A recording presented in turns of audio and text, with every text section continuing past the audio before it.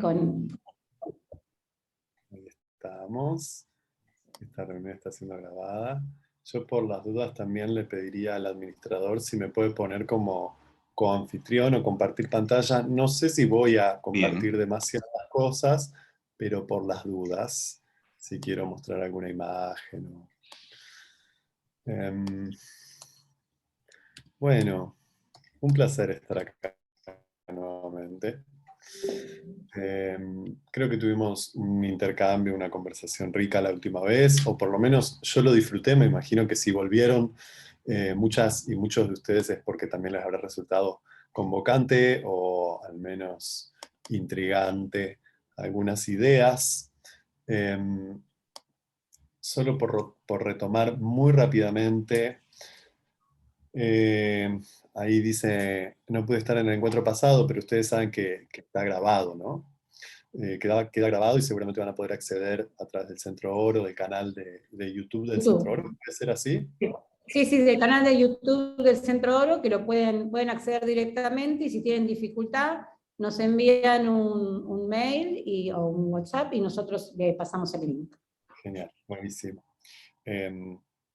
Bueno, había algo así como una idea central en el encuentro anterior que yo quise trabajar, ¿no? Recordemos que estos encuentros tienen como título una expresión que es de la fragilización al cuidado de sí, para pensar las subjetividades contemporáneas. Y mi propuesta central de aquel primer encuentro consistía en afirmar que eso de lo que venimos hablando en lo contemporáneo, ¿no? Esto que llamamos la fragilización del mundo contemporáneo o en el mundo contemporáneo, a mí me interesaba reflexionar acerca de que no comenzó en el mundo contemporáneo. No comenzó ni en los últimos 30 años, ni en los últimos 60 años o 70, no comenzó en el siglo XX, sino que es un proceso que se remonta a la colonialidad, ¿no? Al proceso mismo de la colonialidad moderna. Para mí es fundamental porque si no nos queda como una imagen nostálgica de un mundo que habría vivido supuestamente sin fragilización, y que en la actualidad las tecnologías, las redes, el desastre ecológico y el capitalismo neoliberal están produciendo fragilización de la subjetividad. Yo les decía en ese primer encuentro que tal vez la fragilización más grande que han vivido las culturas a partir del encuentro con la cultura europea es efectivamente el proceso de colonialidad, ¿no? Es lo que podemos llamar, a partir de libros como El Antiedipo, ¿no? De la obra de Deleuze y de Guattari en general, lo que podemos llamar la destrucción, la ruptura de todos los códigos sociales y culturales que vive cada cultura en el encuentro con el capitalismo, ¿no? Eso es lo que produce, en primera instancia, fragilización. Lo que estamos viviendo es una profundización de ese proceso colonial, ¿no? De ese proceso capitalístico, pero me parecía que era un modo de desromantizar el pasado, ¿no? Afirmar esto, sostenerlo históricamente, teóricamente, para que no nos quedemos con la sensación de que estamos perdiendo algo, ¿no? Como, bueno, se están perdiendo, la famosa frase, se están perdiendo los valores, por ejemplo, ¿no? Me parece que pensar desde estas perspectivas puede sacarnos de cualquier melancolización, ¿no? Y nos puede devolver algo de la potencia. Yo sé que en realidad lo que les estoy contando es, todo era peor desde antes. Pareciera que no es muy optimista la perspectiva, pero sin embargo yo creo que efectivamente nos saca de una melancolización del presente y nos devuelve la potencia para preguntarnos, ¿qué pueden los cuerpos hoy para resistir esa fragilización? ¿No? ¿Qué pueden las subjetividades, qué pueden los cuerpos hoy para resistir a esa fragilización? Otra idea que yo traía en el encuentro anterior y que era central, estoy resumiendo muy rápidamente, es que no es lo mismo fragilización que fragilidad, ¿no? Así como no es lo mismo vulnerabilidad que vulnerabilización o vulneración. ¿no? Decimos que fragilidad, vulnerabilidad son lo propio, ¿no? Son la experiencia propia de la vida que crece, mientras que la fragilización y la vulnerabilización son los procesos, son los efectos, ¿no? de los procesos capitalísticos. Entonces, bueno, no es lo mismo una cosa que la otra. ¿Cómo aprender a cuidar la fragilidad, ¿no? Y a combatir la fragilización, podríamos decir eso? ¿Cómo fomentar la fragilidad y combatir la fragilización? Porque si no, pareciera que combatir la fragilización consistiría en volvernos más duros o más resistentes, en un sentido de la materia que resiste, ¿no? Y la pregunta sería cómo conservar o cultivar algo de justamente de una sensibilidad para la vida, ¿no? Que no nos deje más endurecidos y endurecidas. Sabemos que un modo de supervivencia a este nivel de fragilización, y eso le pasa a muchísimas subjetividades, un modo de supervivencia es efectivamente el cierre o la clausura de la sensibilidad, ¿no? Bueno, entonces ahí hay una pregunta muy compleja, es una pregunta clínica política para mí, y una pregunta estética, que es cómo cultivar sensibilidades, ¿no? Cómo cultivar sensibilidades en este contexto de fragilización. A partir de traer estas 2 o 3 ideas, y ahora voy a retomar alguna más, también quisiera preguntarles si del encuentro anterior quedaron algunas preguntas, algunas consultas, si alguien leyó algo y quería traerlo. Digo, ustedes saben que a mí me gusta dialogar, que no tengo problema con la conversación, entonces por ahí hay algún comentario o pregunta que ya aparecía la vez anterior, pueden ir poniéndolos en el chat, yo los retomo, pero también si alguien quiere abrir el micrófono, preguntar algo, comentar algo.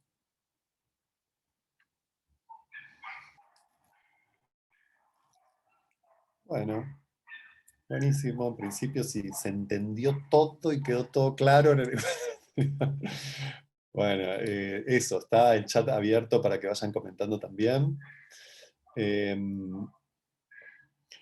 Yo me proponía, bueno, en un punto también en el encuentro anterior cerramos con un tema que a mí me dejó, que a mí siempre me deja pensando, así que incluso estuve como, después de nuestro encuentro me quedé escribiendo, tomando notas, como pensando en algo que había salido ahí, que tenía que ver con lo que a mí me gusta llamar la experiencia o la dimensión de lo sagrado, ¿no? Una de las cosas que yo afirmaba y sostenía en ese encuentro, al final de ese encuentro, es que tal vez una de las experiencias más arruinadas, digamos, podríamos decir, por nuestra colonialidad y que también ha sido como, sí, desestimada por el campo intelectual, es la experiencia de lo sagrado. Creo que yo esto ya lo dije, pero insisto en decir que en nuestra cultura lo sagrado ha quedado peligrosamente reducido a lo religioso. Y lo sagrado no es lo propio de la religión. Las religiones no tienen por qué administrar lo sagrado, ¿no? En algunos casos se da que alguna experiencia de lo sagrado se da al interior de una religión, pero en general muchas veces no, porque las instituciones tienden a aplastar, a eliminar eso, a obturar o a impedirlo. Yo cuando hablo de lo sagrado estoy trayendo otro tipo de resonancias para esa palabra, o me gustaría traerles otro tipo de resonancias para esa palabra. Es algo que vengo pensando e investigando mucho en las prácticas artísticas, porque yo pienso también en un sentido antropológico, eso que nuestra cultura llama arte, ¿no? Fundamentalmente está ligado en muchas sociedades a la experiencia de lo sagrado.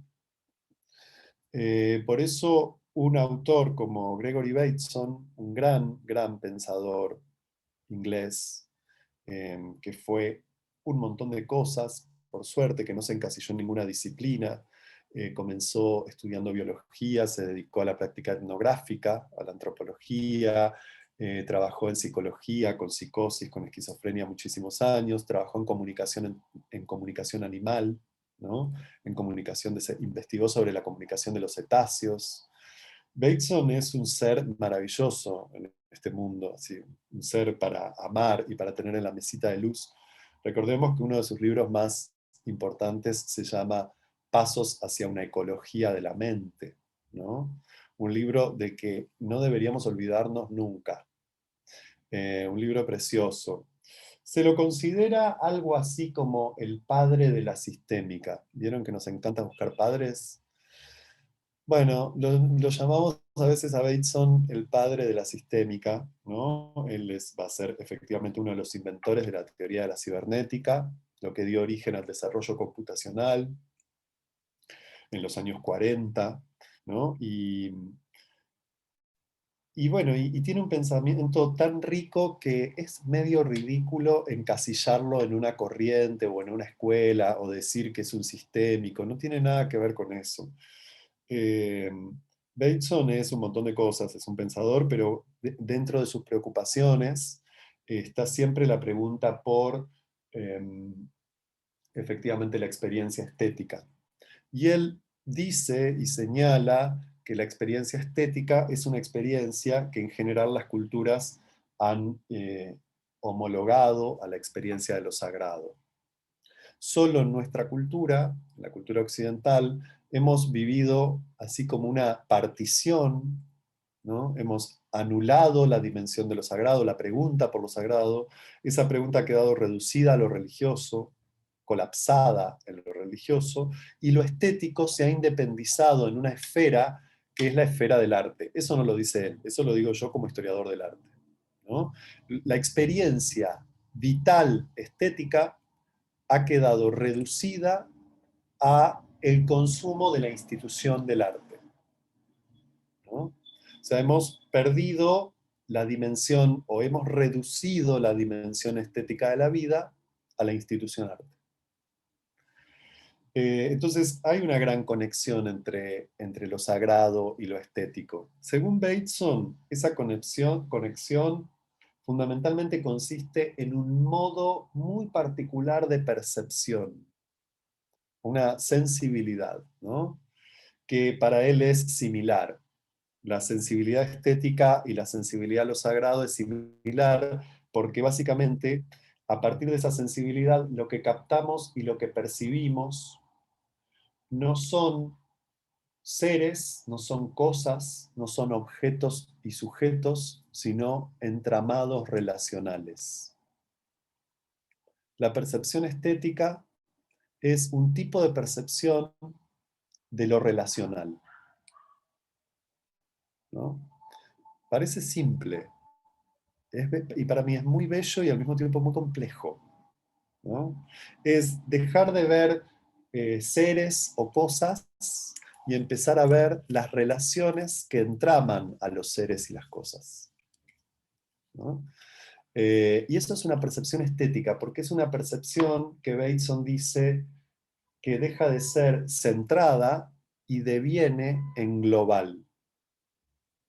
En vez de percibir a los seres y a las cosas, desde una experiencia estética, percibimos, captamos y sentimos eh, los, los entramados relacionales. Creo que estoy repitiendo lo que acabo de decir, ¿no? Como los entramados relacionales que constituyen, y esto es central, que constituyen a los seres y a las cosas. No es que los seres y las cosas tengan o establezcan relaciones, es que hay relaciones que producen a los seres y a las cosas, a eso que percibimos como seres o cosas independientes, ¿no? Entonces, esto es lo que podemos llamar en filosofía una ontología relacional. Y esto es una captación, una percepción ecológica de la vida. Esto es ecología para Bateson. En lo relacional de Bateson encuentro algo de Spinoza, dice Agustina, yo doy talleres en donde efectivamente lo que hago es cruzar Bateson con Spinoza, sí. sea, en la ontología relacional de Bateson subyace la ontología espinosista, solo que Bateson jamás va a dedicarse a la filosofía de Spinoza, ni explícitamente la cita, y sin embargo es asombroso la conexión filosófica que hay entre Bateson y Spinoza. Es asombrosa. Yo, de hecho, hago algo que es rastrear ciertos conceptos que tienen como la misma construcción filosófico-conceptual en el pensamiento de Spinoza y en el pensamiento de Bateson. Muy interesante la conexión. Entonces, bueno, esta captación sensible es una captación ecológica. A eso Bateson llama también experiencia de lo sagrado, ¿no? La experiencia de lo sagrado es esa experiencia que alcanzamos, y esto es profundamente espinosista, es esa experiencia que alcanzamos en el momento en que entendemos que somos una parte de la naturaleza y al mismo tiempo somos una singularidad.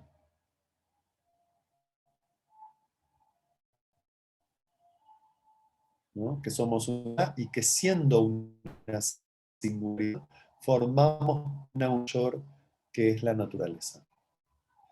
Nada en nuestra cultura nos ayuda a tener ese tipo de experiencias, o muy poco. ¿No? Veo la cara de Diana. Digo, ¿por qué traigo todo esto? Porque creo que nuestra cultura... Diana, ¿sí? Querías decir algo que me gustó. No, a sentir, pero preocupadamente. Afortunadamente, sí, porque yo vengo dando todos los diagnósticos terribles, ¿no? Ahora les voy a proponer pensar algunas cosas más amorosas, pero en principio estamos con los diagnósticos, acá la fragilización. Creo que uno de los factores más profundos de fragilización que tiene nuestra cultura es la pérdida profunda de todos los rituales. Esto que yo digo, la ruptura de los códigos, lo que Deleuze y Guattari llaman la ruptura de todos los códigos culturales, es la destrucción de los mitos y los ritos. ¿No? Es la destrucción de los mitos y de los ritos, que son efectivamente las vías de producción de lo sagrado. Las vías de creación de lo sagrado son los relatos míticos y los ritos, ¿no? Singulares y colectivos. Bueno, la pérdida de los rituales es la pérdida de los códigos culturales y por ende es la pérdida, es la fragilización, ¿no? Es la producción de fragilización.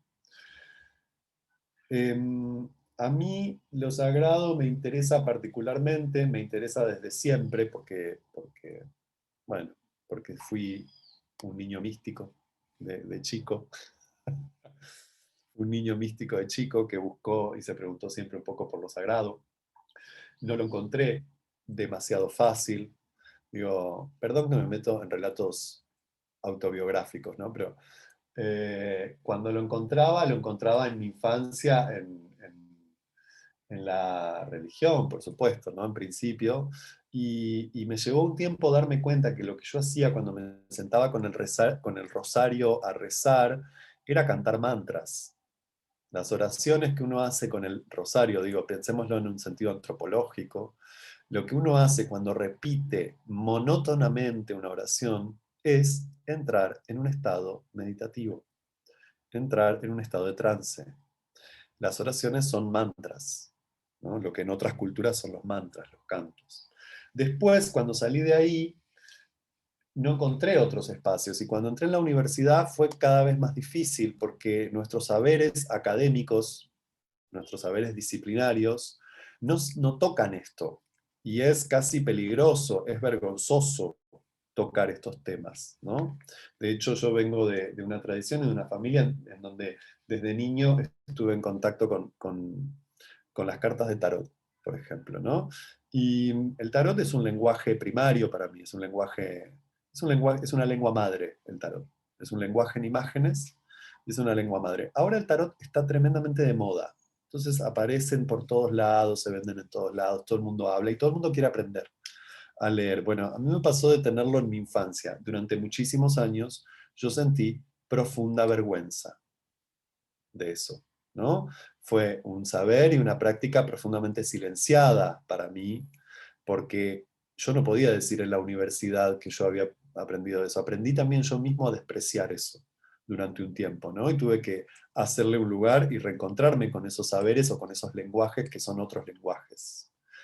Y cuando en algunas instituciones psicoanalíticas se enteraban que yo leía el tarot, me pedían que por favor no lo diga, que no lo cuente adelante de las psicoanalistas. Y yo, entonces, ya no me lo banqué más a eso, porque digo, ya a mis 40 años ya no puedo estar avergonzado de los lugares de donde vengo y de quién soy, ¿no? Entonces, fíjense cómo vivimos unas particiones coloniales de los saberes habilitados y de los saberes que no, de los discursos o los lenguajes que sí y los lenguajes que no. A mí eso siempre me hizo acordar a los relatos de mi mamá, a la que le pegaban en la escuela por hablar guaraní. Mi mamá es descendiente de guaraníes y ella tenía prohibido hablar el guaraní. Y cuando hablaba guaraní en su casa, su papá le pegaba también por las dudas para que no le peguen en la escuela, ¿no? Bueno, esto es colonialidad pura. Dice, si no recuerdo mal, Huizinga dice que el juego es el orden de lo sagrado. Hermoso, hermoso, Mónica. Sabes que tengo una deuda pendiente con Huizinga, que es alguien a quien quiero leer. Lo autobiográfico es precioso, dice. Gracias por compartir. Dale, Nati, sí. Yo sé que es un modo también de transmitir. Sandra dice, lo que comparte o estético y lo sagrado es la experiencia de lo vivencial. Sí, lo que comparten lo estético y lo sagrado es la experiencia de lo vivencial. Exactamente. Eso que no se puede transmitir porque en gran medida es una experiencia singular, ¿no? Y esto es lo interesante. La experiencia de lo sagrado, como muchos saberes, no se pueden transmitir, pero se pueden generar las condiciones para que acontezca. Como todo aprendizaje con las infancias.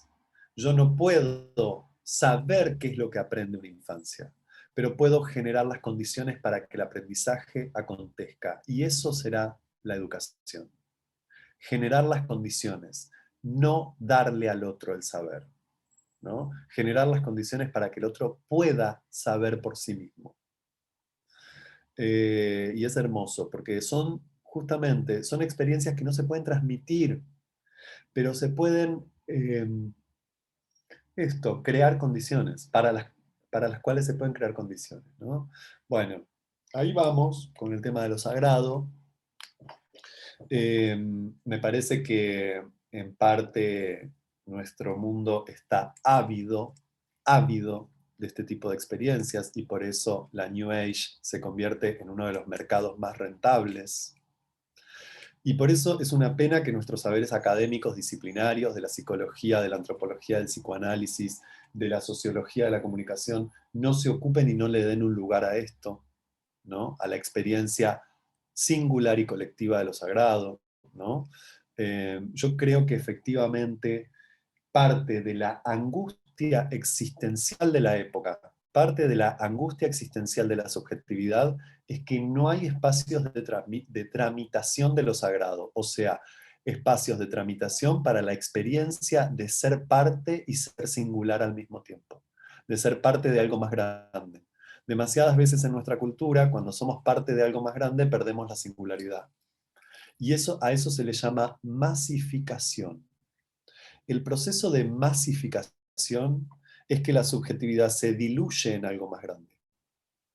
En cambio, la experiencia de lo sagrado es que la subjetividad conserva su singularidad siendo parte de algo más grande.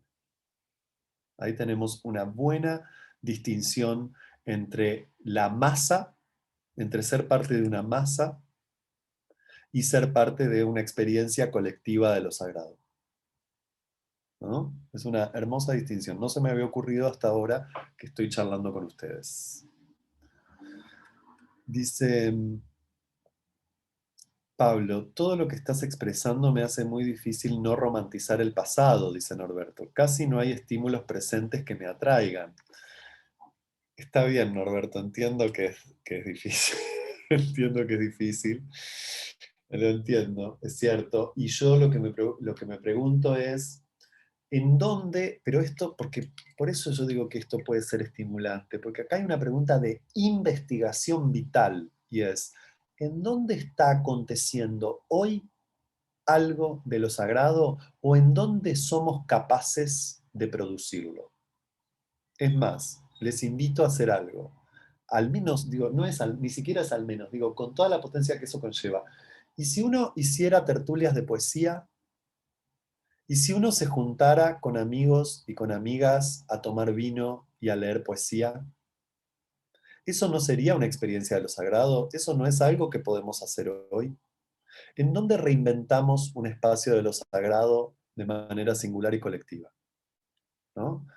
Es una gran pregunta para investigarla, creo, que es apasionante para pensarla como, che, tenemos esto por hacer. ¿Qué puede ser y reinventar lo sagrado hoy? Porque si no pensamos que lo sagrado es tener que construir un templo, hacer rituales complejos. Lo sagrado es la amistad. Lo sagrado hoy es la amistad. La amistad con el mundo, la amistad con les amigues, la amistad con la naturaleza. El vínculo de amistad es un tipo de vínculo sagrado. ¿Dónde podemos reinventar eso hoy? Y eso es una aventura, creo yo, para no quedarnos solo con la nostalgia del pasado. Acá abrieron... Pablo, hay varios comentarios y de paso quería decir que quizás algo de esto que vos estás diciendo ahora, más allá de rescatar bueno, también ideas de Epicuro, etcétera, pensaba si esto es lo que te referías al principio con la resistencia, ¿no? Esos espacios de resistencia, que serían Total, espacios de producción, ¿no? También. exacto. Y, Totalmente. Serían espacios de resistencia, pero no una resistencia que nos endurezca, sino una no, resistencia que nos sensibilice. claro, estaría más al servicio de sostener la fragilidad, ¿no? No Exactamente. la fragilización. Tenés algunos comentarios en Facebook que vos no podés ver, que te voy a Ok. relatar un poquito. Dice Cintia, hermoso pensar la educación como un terreno que propicie las condiciones para aprender. Sí, total. Y alguien que se presenta como mono resonante dice, el sometimiento es el propósito de quienes no les interesa la pregunta sobre lo subjetivo. Absolutamente. Por supuesto, y ni sobre la singularidad. Por eso el sometimiento es, la masificación es un modo de sometimiento, porque es la pérdida de la singularidad, ¿no? Eh, Sí, igual hay ahí, pensaba yo, hay como un intermedio, ¿no? Entre las, no me gusta la palabra intermedio, pero masificación y singularidad también propicia en ese encuentro algo que sería como en nosotros, ¿no? Eso en el que somos parte. claro. Por eso yo distingo la dimensión de lo colectivo de la dimensión de la masa, o la Exacto. experiencia de lo colectivo de la experiencia masificadora, ¿no? Ahí lo traían, ¿no? Masificación. ¿Qué es lo que se pierde de la singularidad? Bueno, todo o casi todo, podríamos decir, en la masificación. Ahora vamos a ver. Y Guillermo ponía, suele pasar en el fútbol como espectáculo, ese borramiento de lo singular, que desde la masa fomenta muchas veces la violencia. Es que el proceso de masificación es un proceso, esto, de dominación y de profunda violencia, ¿no? En donde hay pérdida de la singularidad, y en tanto hay pérdida de la singularidad, hay pérdida del registro del otro. Por eso deja de importarme el otro también ahí. Porque en la masificación, cuando yo pierdo mi singularidad, o sea, cuando pierdo la singularidad, que es esto que soy, ¿no? Esto que estoy siendo, y también que soy este otro que yo soy, pierdo de vista al otro, que el otro es. Cuando yo pierdo de vista lo otro que yo soy, pierdo de vista al otro que el otro es. Eso es lo que hace también la identidad como operación cultural, ¿no? En la identidad justamente nos cristalizamos en un modo de ser que me hace perder de vista lo otro que yo soy, lo otro que yo puedo ser, lo otro en lo que estoy deviniendo, porque me quedo capturado en la identidad, ¿no? Entonces, la identidad me muestra al otro como enemigo. En cambio, si pudiéramos entender algo de esa danza entre estar siendo y dejando de ser, ¿no? O sea, el estar siendo otro que soy, entonces el otro se vuelve una presencia real, una presencia concreta. La masificación anula esos procesos, esa relación entre lo otro y el yo, ¿no? Eh, ¿No es lo común de la singularidad lo que surge justamente en la masa? No es lo común de la singularidad. Yo diría que lo común de la singularidad podría ser lo que acá estamos llamando lo colectivo, que creo que la masa anularía, pero no sé, Flavia, por ahí tendríamos que como que eh, hacer decantar más estos conceptos y meterme con, no sé, los textos de Canetti, Masa y Poder, meterme con Hobbes y meterme con Spinoza, que serían como otros campos ahí para pensar la diferencia entre pueblo y multitud, masa y multitud, ¿no? El concepto mismo de pueblo es un concepto masivo en el sentido en que pretende la anulación de las diferencias para la constitución de una identidad popular. La constitución de la identidad popular está ya pensada por Hobbes en 1651 en el Leviatán. Y la identidad popular implica que yo anule las singularidades, anule las heterogeneidades. Por eso, para que exista Argentina, tuvimos que haber golpeado a las personas para que no hablen guaraní, ¿no? Porque el Estado-Nación es el efecto de la construcción, ¿no?, de un pueblo. El Estado-Nación implica la construcción de un pueblo que supuestamente habla una misma lengua y supuestamente comparte una misma identidad. Y en realidad no. Somos inmensas heterogeneidades, vapuleadas, golpeadas, silenciadas para constituir este pueblo argentino, ¿no? Entonces, es interesante pensar que eso es un proceso de masificación.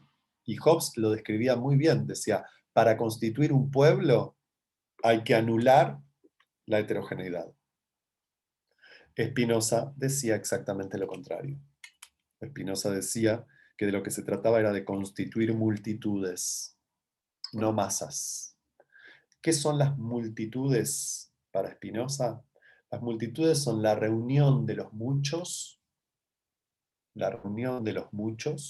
que se mantienen en tanto que tales, o sea, siendo diferentes y no siendo iguales. Pero se mantienen reunidos, ¿no? Mejor dicho, siendo diferentes y no siendo idénticos, porque son diferencias, pero igualadas. Ahora, no son diferencias identificadas. Podemos pensar en Ana María Fernández, que trae esa expresión preciosa, ¿no? Que vivimos en un mundo en donde las diferencias están desigualadas. Somos diferentes, pero además vivimos en condiciones desiguales en este mundo capitalista, ¿no? Bueno, Spinoza proponía un concepto de multitud en donde las diferencias estén igualadas pero no identificadas. O sea, una multitud es un lugar en donde las heterogeneidades no son anuladas. Esa sería una diferencia entre masa y multitud, o masa y lo que a mí me gusta llamar lo colectivo, ¿no? El espacio de lo colectivo. Y que tiene que ver con incluso la diferencia entre ser una singularidad y ser un individuo, ¿no? La modernidad produce individuos, no singularidades. Los individuos se homogeneizan, las singularidades nunca se homogeneizan. Todo esto es parte del proceso colonial. Toda esta es la historia de la colonialidad. Y por eso es tan importante volver a producir singularidad y volver a producir colectivo, o sea, espacio de lo sagrado, eso que yo llamo amistad. Ay, escribieron un montón de cosas hermosas. Pérdida de la identidad, dice Guadalupe. Yo diría que en realidad es más grave la pérdida de la singularidad que la pérdida de la identidad. Cuando la identidad se cristaliza, cuando perdemos la identidad solo aparece el odio y la reacción.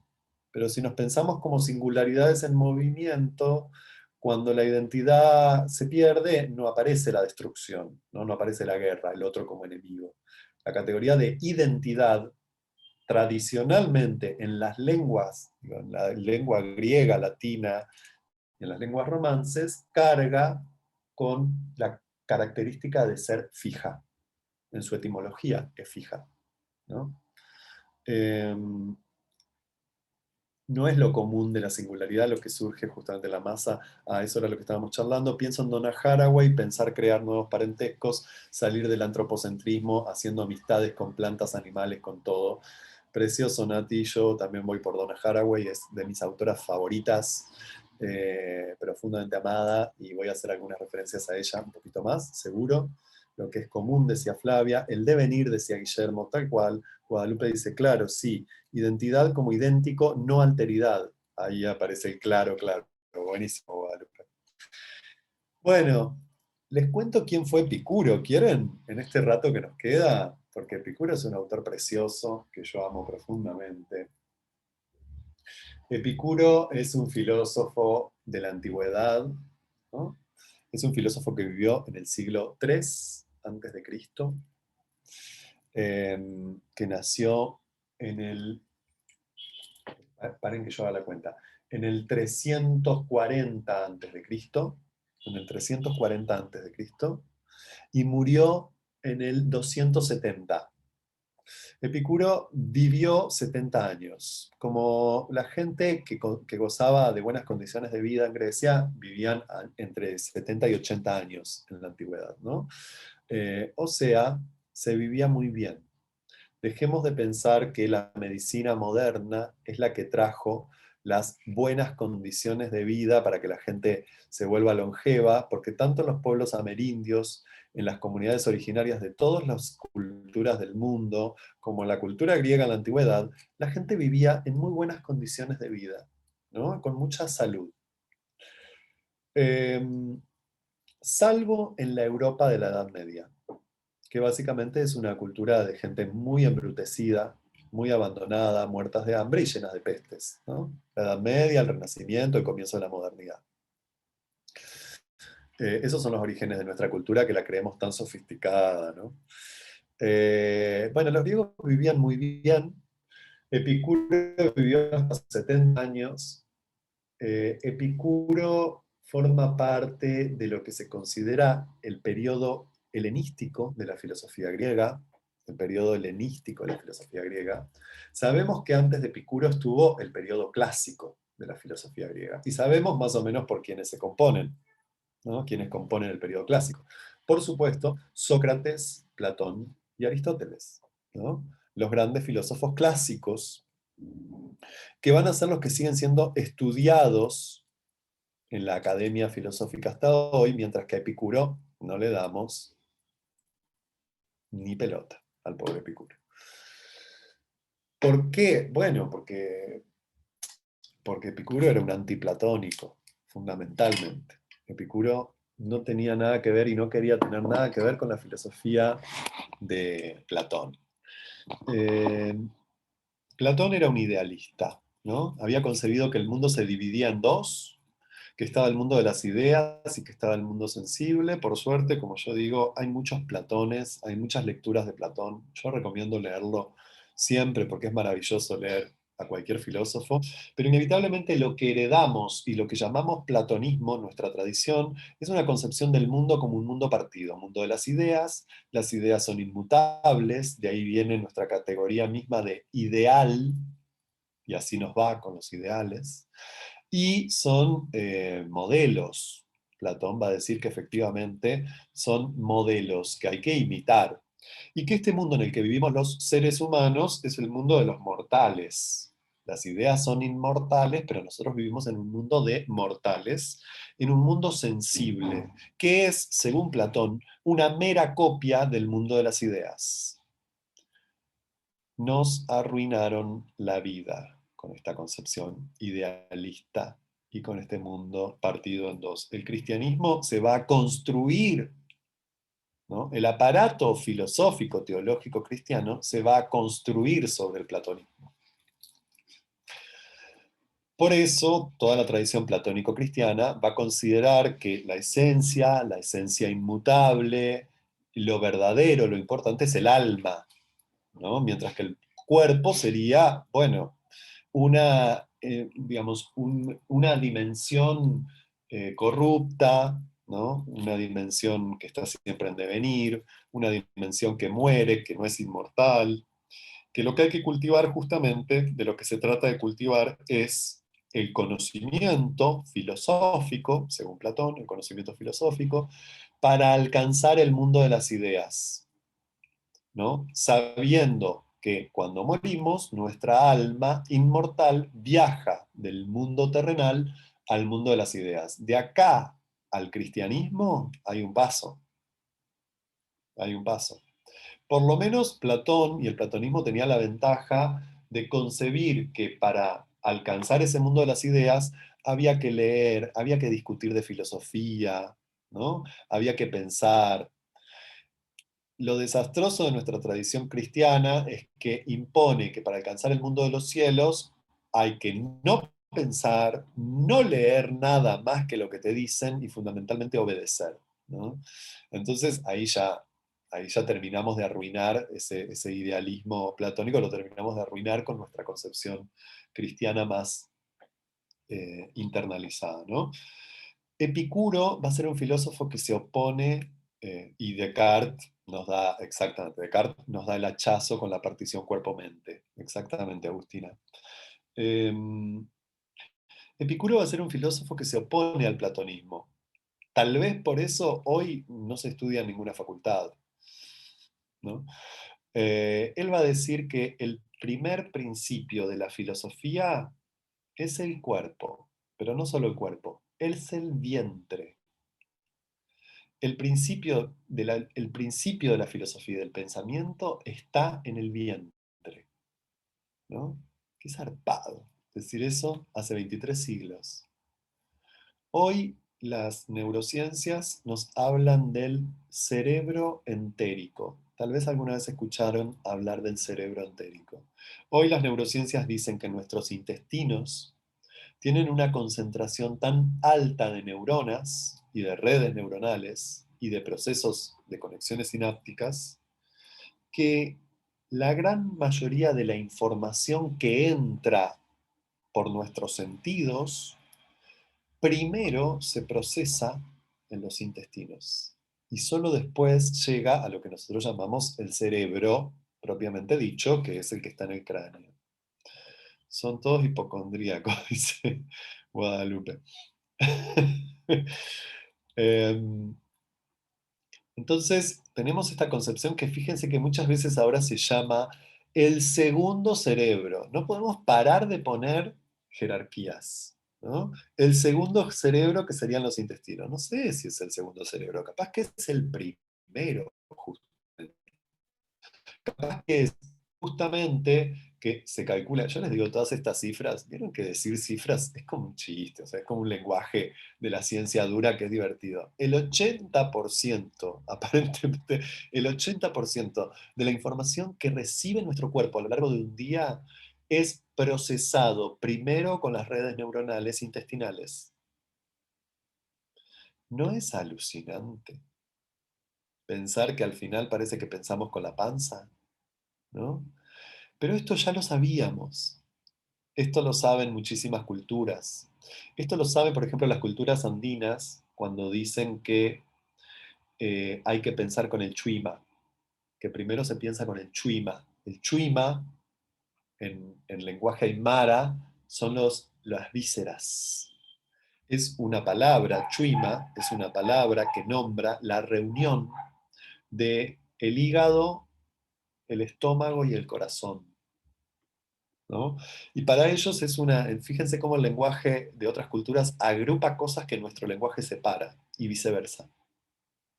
Nuestro lenguaje agrupa cosas que otras culturas las tienen absolutamente separadas, ¿no?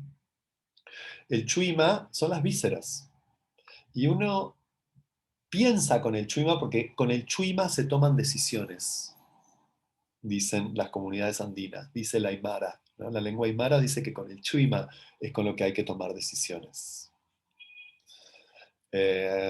Y no, podríamos decir algo que se les dice mucho a los varones en nuestra cultura, que es, y no con la cabeza de abajo o con la cabeza de arriba, ¿no?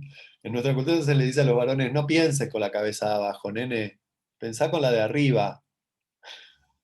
Bueno, si estuviéramos en el mundo andino, se nos diría, y no pienses con ninguna de las cabezas, pensá con la panza, pensá con las vísceras, ¿no?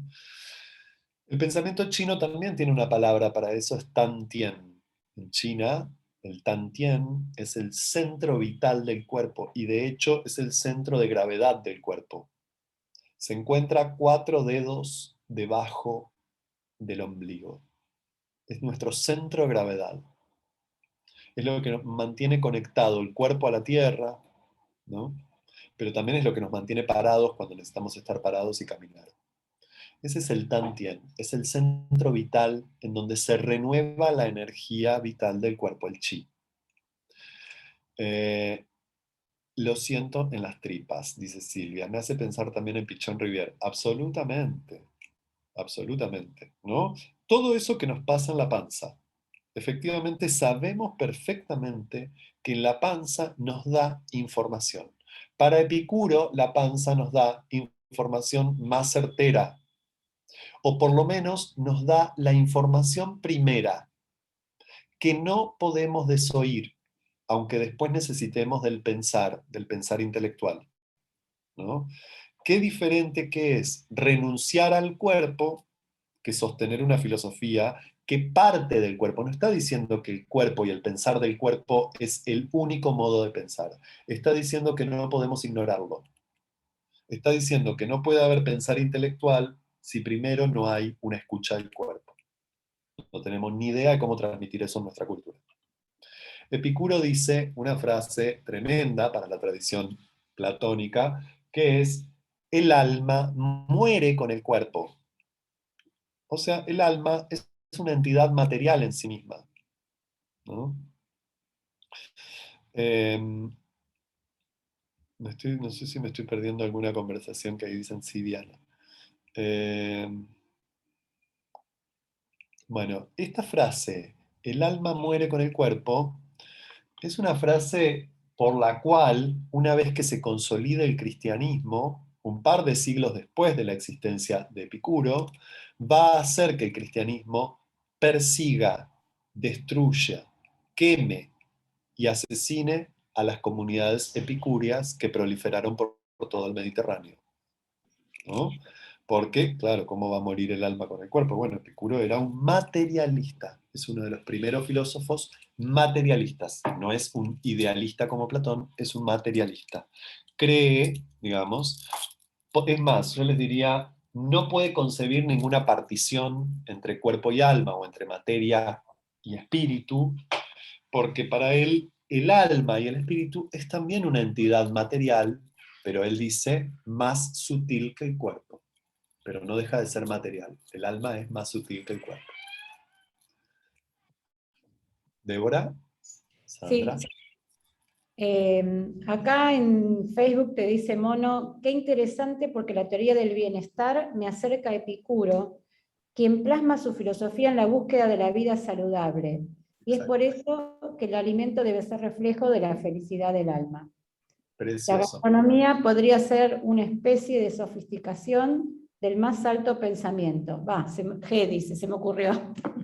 ¿Qué dijo la última frase? Lo de De la gastronomía, como una sofisticación más alta del pensamiento.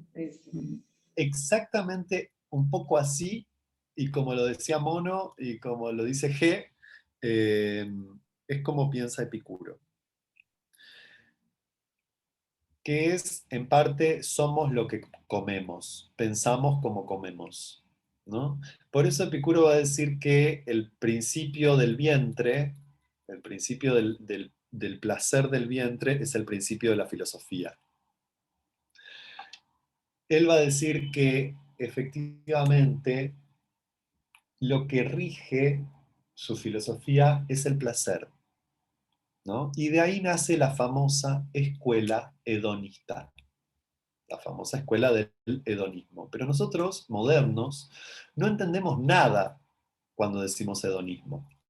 Porque en la modernidad pensamos que placer es consumo. Tenemos profundamente asociado el placer al consumo. Y es más, tenemos asociado el placer al consumo desenfrenado, de lo que sea.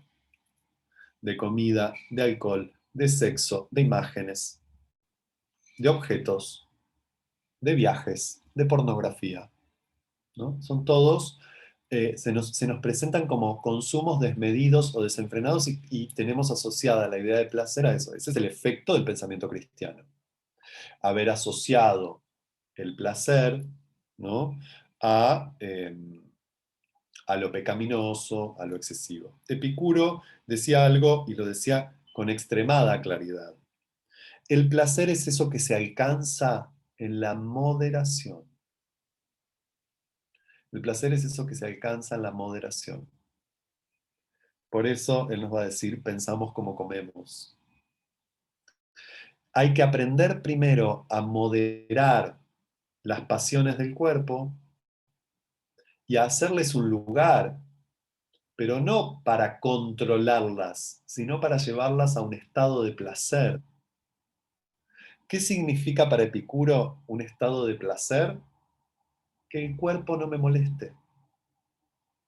Que si tengo sed, tome agua. Que si necesito comer, pueda comer lo suficiente para realizar mis actividades, para vivir. Que si necesito tener sexo, pueda encontrar amigos y amigas amorosas con quien practicarlo. Pero que eso no me arrastre, que yo pueda vivir todas esas experiencias con una moderación que me lleve al placer, o sea, a una no molestia del cuerpo. El placer en Epicuro está asociado a la no molestia, a lo que él va a llamar la aponía. En griego se dice aponía. No sé si es aponía o aponia, pero es que es la tranquilidad, el equilibrio que encuentra el cuerpo, que va encontrando el cuerpo, porque nunca se encuentra una vez y para siempre, sino que va consiguiendo o alcanzando el cuerpo a medida que busca lo que necesita y se modera en esa búsqueda. Y esto es el primer aprendizaje de la filosofía, un cultivo y un cuidado del cuerpo. Para poder aprender a pensar, primero necesito aprender a cuidar de mí mismo, de mi cuerpo, de mi salud. Aprender cuáles son los límites de lo que puedo y no puedo, cuáles son los límites de mis excesos, o los límites necesarios a mis excesos. Por eso, placer, para Epicuro, está ligado a ética. Hay una ética del placer, ¿no? Esta filosofía del placer fue profundamente pervertida por el cristianismo, ¿no? En el sentido de leída como una perversión, pero después fomentada. El hedonismo moderno es un hedonismo absolutamente de los excesos y es un hedonismo profundamente individualista, que es lo que quiero es sentir placer yo y no me importa nada ni nadie. Cuando Epicuro habla del cuidado de sí, del cuidado de sí mismo, o sea, de un aprendizaje del placer del propio cuerpo, nunca está pensando que esa es una experiencia puramente individual. Epicuro está pensando esta frase que es central, troncal a toda la tradición, a toda la tradición griega, y es, si yo aprendo a preocuparme por mí mismo, si yo aprendo a ocuparme de mí, fundamentalmente estoy evitando que otros y otras tengan que ocuparse de mí. Cuando yo aprendo a ponerme límites a mí mismo, le evito a otros que tengan que ponerme límites. Entonces, el aprendizaje del cuidado de sí es un aprendizaje de un propio bienestar, ¿no? Pero no es individual, es ético, porque es el modo que yo tengo de participar en el cuidado de lo colectivo. ¿No es espectacular? Discúlpenme, pero yo cada vez que lo nombro a Epicuro y cuento cosas de Epicuro, me sigo emocionando porque digo, qué simple y qué tremendo pensar que cuidarse a sí mismo es un modo de cuidar a otros. Algo que la pandemia nos hizo reflexionar un montón, ¿no? A muchas personas. Que el cuidado no puede ser un cuidado individual, que no puede ser un me salvo yo solo. Después, sea como sea que entendamos todo eso, ¿no? Y sea como sea que entendamos este mundo contemporáneo, la biopolítica contemporánea, pero creo que apareció muy fuertemente la pregunta por el cuidado, o puede aparecer la pregunta por el cuidado en esta época, ¿no? ¿Qué es cuidarse? Bueno, cuidarse fundamentalmente no puede ser un acto individual. Es un acto que yo hago para mí en tanto es para otros, ¿no? En tanto es para otros. Eso es cuidado. Este es el concepto de cuidado de sí que atraviesa toda la tradición griega, incluso la filosofía platónica, porque digo, yo lo estoy criticando a Platón un montón, pero es innegable que toda la filosofía platónica, toda la filosofía griega, va a cultivar la noción del cuidado de sí mismo. Platón también, incluso habiendo planteado un mundo de las ideas, una partición entre mundo sensible y mundo inteligible, igualmente así, toda la tradición griega fomenta el cuidado de sí como práctica política, ¿no? No es una práctica individual.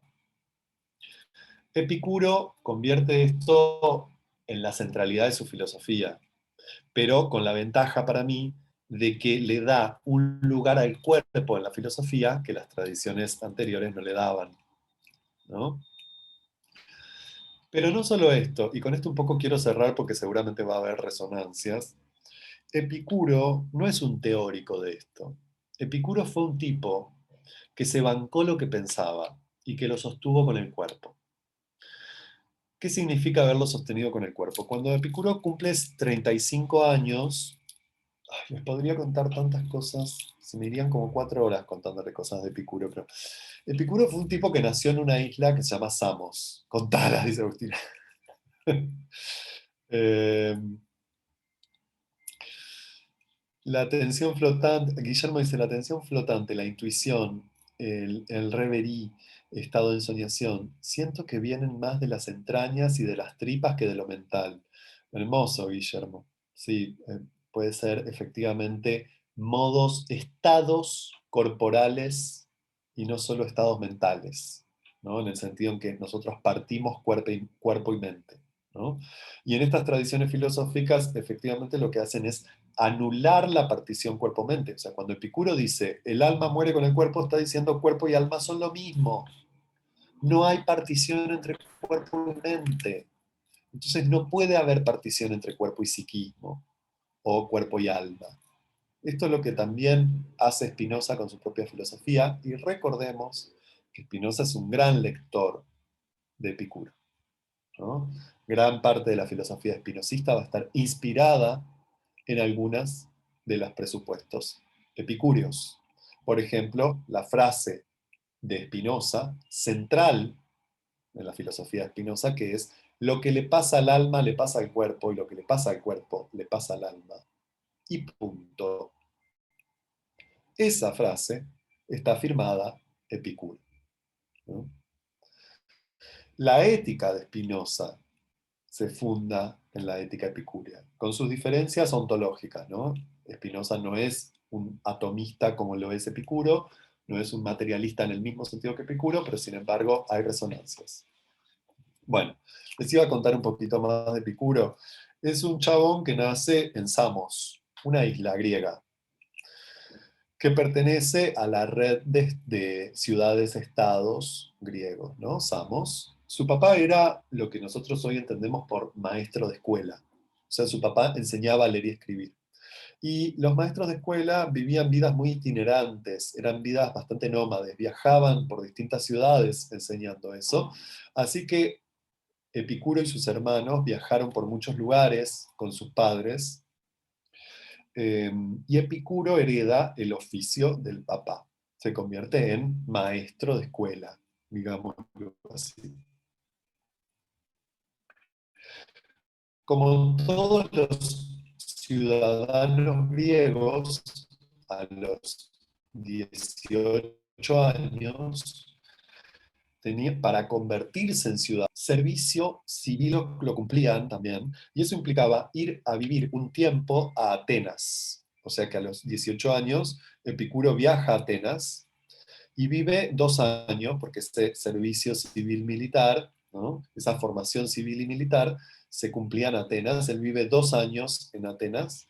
En el mismo momento, para que ustedes se den una idea del panorama filosófico, en el mismo momento, en ese mismo año que él vive ahí, muere Alejandro Magno.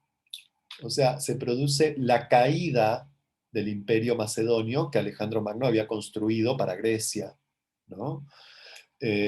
Recuerden que Alejandro Magno había tenido un tutor bastante emblemático. Alejandro Magno, el emperador, había sido acompañado y educado por Aristóteles, ¿no? Entonces, no sé, en el mismo año muere Alejandro Magno con 20 y pico de años y muere Aristóteles también. O sea, Epicuro está en Atenas en el momento en que Aristóteles muere. Podríamos decir en el momento en que se produce la entrada en crisis del mundo griego clásico. El mundo griego entra en crisis. Epicuro ya forma parte de toda una generación de filósofos que piensan en la debacle del mundo.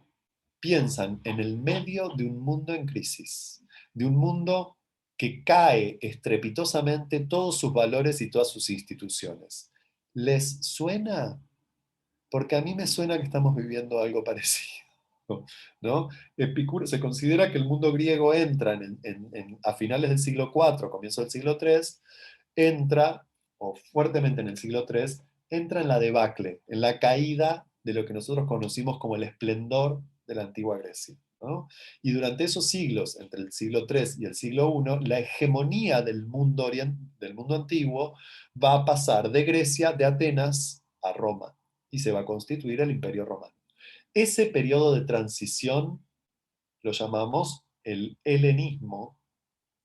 Epicuro es un pensador del helenismo, es un pensador de un mundo en crisis. Y las filosofías de un mundo en crisis en general son filosofías de la salvación, ¿no? Entonces Epicuro ya nos está preguntando como Sócrates, como Platón, como Aristóteles, ¿qué es el hombre?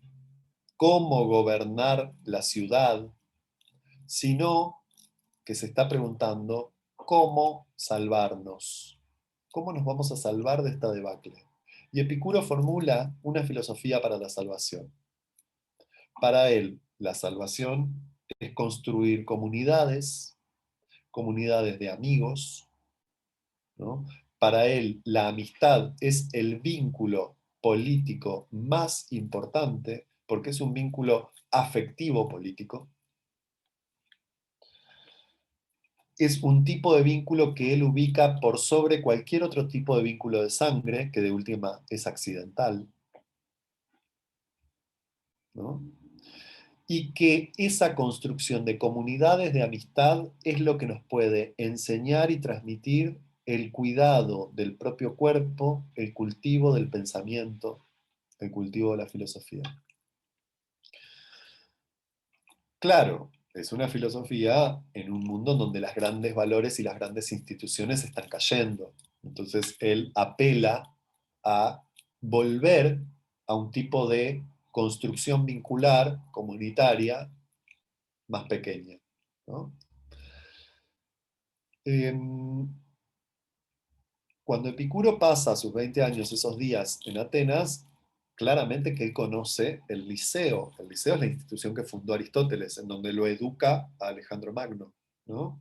Y también conoce la famosa Academia de Platón, que está ahí afuera de la Atenas. Si alguien alguna vez fue a Atenas, si conocen Atenas, habrán pasado por la Acrópolis, inevitablemente, y habrán visto que esa ciudad antigua, esos restos de ese mundo antiguo son muy increíbles, y afuera de la puerta de Dipilón se encontraba la academia, ¿no? El lugar que había fundado Platón para la filosofía, para la educación, la paideia griega.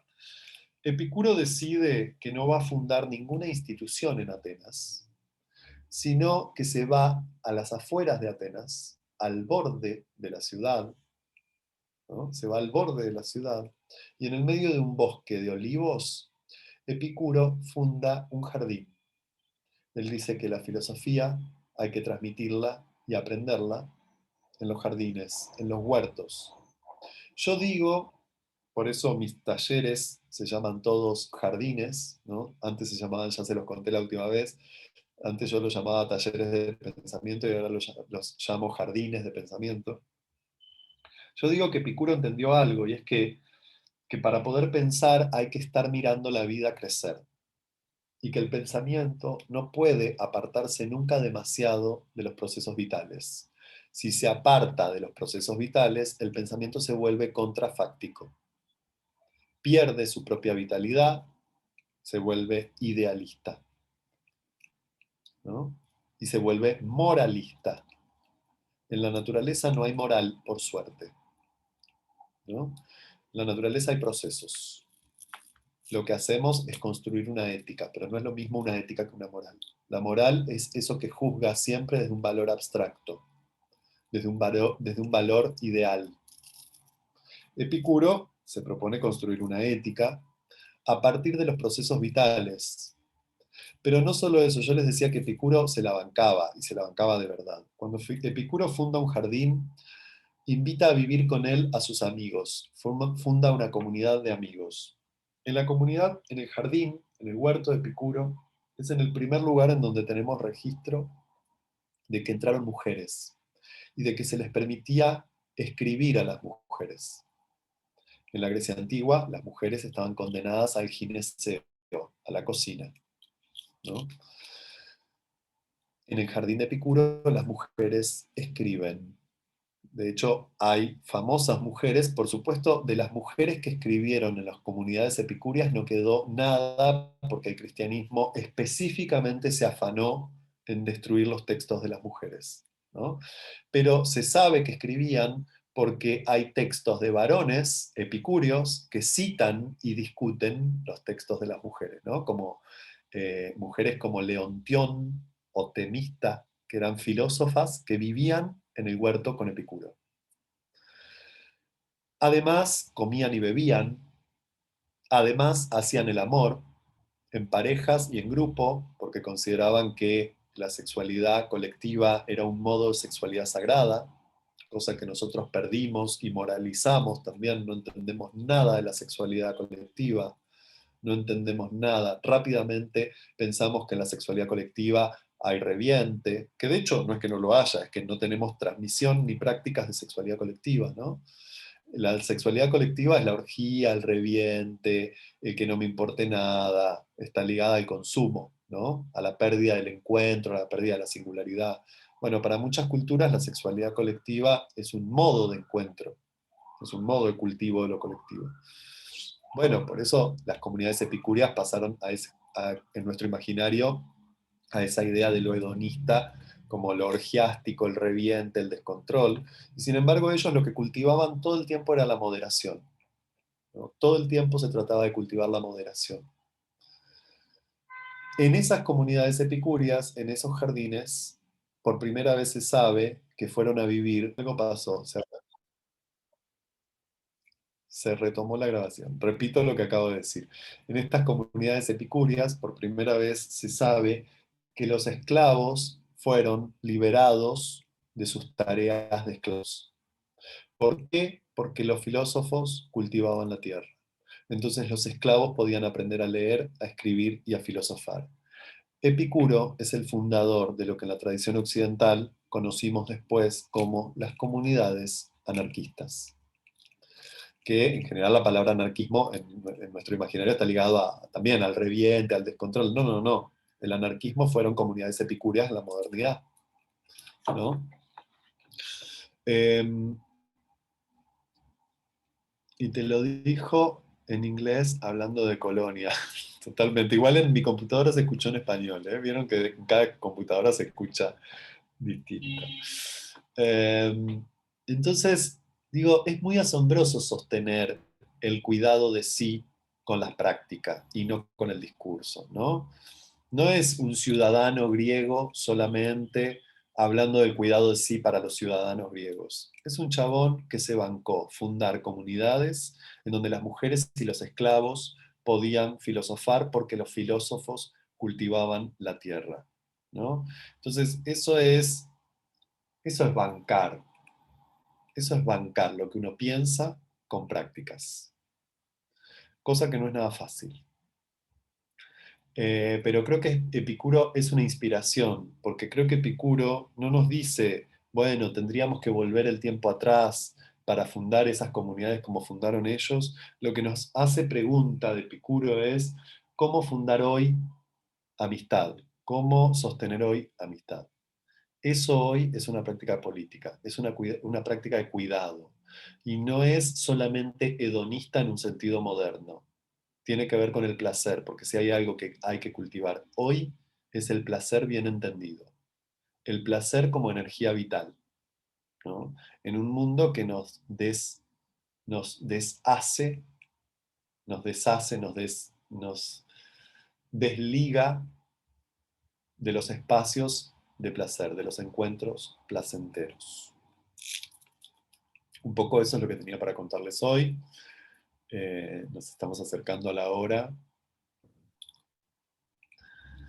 Eh, pero bueno, Pensaba por un lado, Pablo, bueno, recuperar o reinstalar la idea de la trama, ¿no? Que es lo que venís como bordeando artesanalmente, digamos, a lo largo de estas palabras, en tanto práctica, ¿no? No quiero que quede en el campo solo de la palabra, lo que me parece interesante, ¿no? Para repensarnos toda esta cuestión resistencial, ¿no? De la resistencia y el sostenimiento o el cultivo de la fragilidad, de ese encuentro que se propone, y a mí me parece muy, ¿cómo podría decir?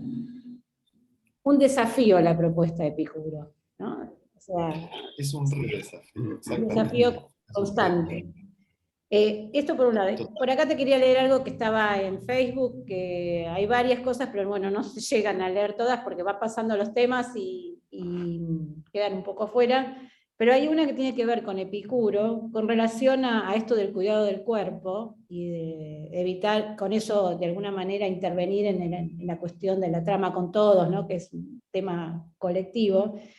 Y Mono dice, ¿podría decirse que la enfermedad vendría a ser un trastorno como resultado del inconsciente? No, yo no lo pensaría de esa manera.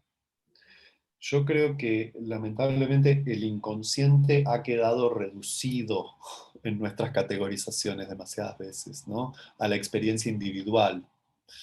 Eh, a ver, repetímelo. Dice así, ¿podría decirse que la enfermedad vendría a ser un trastorno como resultado del inconsciente? No, yo creo que la enfermedad vendría a ser un trastorno, la enfermedad en cualquier sentido que lo pensemos, vendría a ser un trastorno como resultado del corte, de la supresión de los procesos inconscientes, ¿no? Del corte de los procesos. Me estoy metiendo en una, ya sé, acá nos podemos agarrar a las trompadas, es espectacular estos temas, pero bueno, yo creo que es muy interesante porque en un punto lo que me está invitando a pensar, creo, es a pensar el cuerpo en relación con lo inconsciente, ¿no? Y un concepto de inconsciente que necesitamos urgente ampliar, no porque el concepto de inconsciente de Freud esté mal, sino porque no nos alcanza. Necesitamos pensar el inconsciente más allá de las categorías psicoanalíticas clásicas, ¿no? Por eso yo siempre traigo al Antiedipo, a Deleuze y Guattari, pero podría traer muchos otros argumentos para sostener esto, lástima que no tenemos tiempo, pero podríamos pensar que, por ejemplo, Deleuze y Guattari dicen en el Antiedipo que una de las cosas más graves que nos puede pasar es que nos corten el delirio. Efectivamente, y esto lo sabemos, el psicoanálisis lo sabe muy bien. Hay algo que no hay que hacer nunca, y es cortarle al otro el delirio, porque el delirio es el proceso inconsciente a través de lo cual un cuerpo está buscando estabilizarse. Entonces, un delirio no se corta, ¿no? Podríamos decir así, en ninguna de las categorizaciones psicopatológicas, hacerle lugar a ese delirio para después ver cómo a partir de ese delirio y de esa estabilización que el delirio trae, se pueden construir, ¿no? nuevas derivas para la fuerza inconsciente, ¿no? Pero bueno, esto es que se nos cortan los procesos corporales también, ¿no? Esto es la suspensión o la no escucha de los procesos corporales. Digo, también recuerdo que el último Lacan trae una conexión muy grande entre inconsciente y cuerpo, ¿no? Entonces, claro, no se trata solo de una escucha del inconsciente para volverlo consciente, digamos. Tal vez una de las cosas más graves que nos ha pasado en el campo psicoanalítico es que nos hayamos agarrado tan fuerte de una frase freudiana que yo creo que está mal interpretada, que es allí en donde estaba el ello, ha de advenir el yo, ¿no? Allí donde estaba el ello, ha de advenir el yo. Bueno, un poquito, pero no todo. Porque no se trata justamente de aplastar y de anular la fuerza inconsciente de creación. El inconsciente no es solo ese que nos traiciona. El inconsciente es nuestra fuerza vital, es nuestro cuerpo también. Entonces necesitamos poder hacer lugar a otros conceptos de inconsciente o a una ampliación de los que ya tenemos, ¿no? Bateson trae un concepto de inconsciente que es alucinantemente distinto, ¿no? ¿En qué momento se nos... Y yo digo esto porque Bateson no lo dice, pero yo siempre lo traigo, ¿no? ¿En qué momento se nos ocurrió pensar que el sueño es individual? Que el soñar es una experiencia de mi psiquismo interno. ¿Cuántas veces se nos interfieren sueños con otras personas? ¿De qué manera el soñar es un fenómeno colectivo o vincular? ¿Hasta qué punto se producen sueños compartidos? ¿Cuántas veces en los sueños nos comunicamos con otros seres? Ahora, meterse con todo eso es meterse con una zona esotérica, ¿no? Que quedó del lado del esoterismo. Y a mí me parece alucinante porque necesitamos ampliar nuestro concepto de inconsciente, ¿no? Y creo que Epicuro también nos va a dar pistas para esto, para pensar el cuerpo como un lugar no solo que nos traiciona, para pensar el inconsciente como un lugar que no solo nos traiciona, también nos enseña, también nos trae, también nos dice, ¿no? Me estoy yendo igual al carajo con las conexiones, pero bueno, no importa. Perdonen, ustedes sabrán perdonarme las derivas. Un terreno complejo el de la psicosis, dice Guadalupe. Sí, a mí me apasiona. Me encanta meterme en lugares a donde no me llamaron. Me encanta meterme en problemas. Hay delirios y delirios, sí, efectivamente, sí. Pero bueno, creo que estas son filosofías que nos traen otro registro del cuerpo y que nos pueden ampliar nuestra noción de, nuestra experiencia del cuerpo y nuestra noción de inconsciente, ¿no? Eh, Creo que hay mucho ahí para explorar con estas filosofías. Por supuesto, Marcela, me alegro. Yo siempre me emociono cuando hablo, así que me alegro. Creo que en algo de todo esto también se engarza con lo sagrado, ¿no? Con lo que estamos recuperando de lo sagrado. El inconsciente ampliado se podría pensar en el goce, dice Guadalupe. Bueno, Guadalupe, ahí ya no me voy a meter porque no terminamos más. Que atraviesa el cuerpo. Sí, por supuesto que entendiendo que muy diferente si vamos a entender la noción de goce en el primer Lacan que en el tercero. Es distinto, ¿no? Que en el último Lacan. Son distintas nociones de goce, pero sí, me quedo con eso, Guadalupe. Voy por ahí. Vamos a seguir. Un encuentro más. Tenemos un encuentro más, nos vamos a meter con Foucault. Les invito a quienes quieran a leer el texto de Foucault que se llama Tecnologías del Yo y se van a encontrar con todo lo que dije en esta clase, pero más específico, más desarrollado, y yo lo voy a exponer punto por punto. Bueno. Excelente encuentro, dice, no, gracias Pablo. Ya saben que me pueden ir en Instagram, que pueden hacerme consultas o preguntas, y al Centro Oro también, ¿no?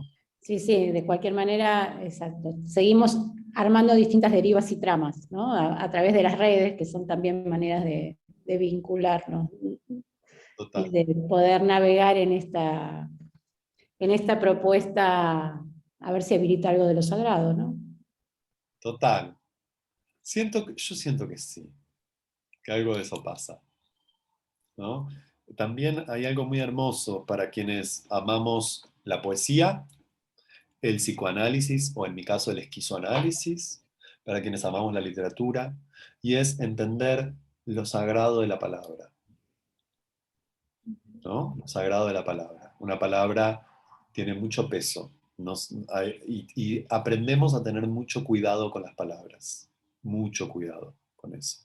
Entonces, hay algo de la propia práctica que ya toca lo sagrado, que está bueno. Bueno, estamos ya sobre la hora. Te agradecemos, como siempre, muchísimo, y a todos en participar y en este encuentro, y nos vemos la próxima vez, el 24 de junio. ¿Sí? Ahí preguntaban por el texto de Foucault, Tecnologías del Yo. Es un texto que se consigue muy fácil en internet, pero también lo tenemos en una carpeta de Drive, que antes de cortar yo la compartiría acá, si les parece, para que ustedes puedan, les compartiría el link para que puedan acceder. ¿Les parece bien? Dale, buenísimo. Y después cualquier cosa, si alguno no lo pudo bajar, se lo pasamos. Eso, pueden mandar un mail al Centro Oro y solicitarlo. Sí. Lo pongo acá. En esta carpeta de Drive está. Sí. Ahí está.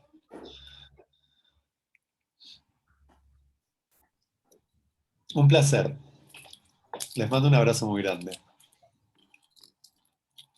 Bueno, gracias a todos. Nos vemos la próxima. Chao, gracias.